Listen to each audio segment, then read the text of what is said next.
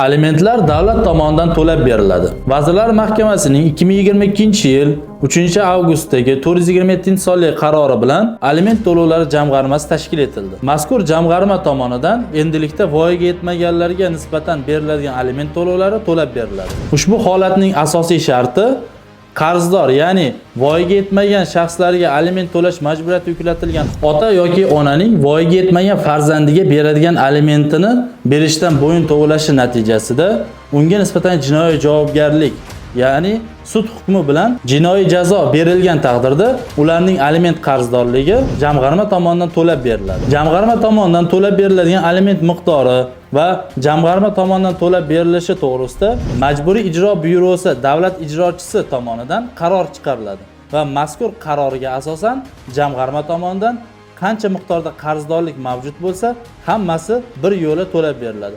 Masalan, 300 million, 400 million, 100 million qancha miqdorda qarzdorlik mavjud bo'lganda voyaga yetmagan shaxslarning ta'minoti uchun jamg'arma tomonidan to'lab beriladi va regress tartibida imkoniyati bo'lganda qarzdordan undirib olinadi.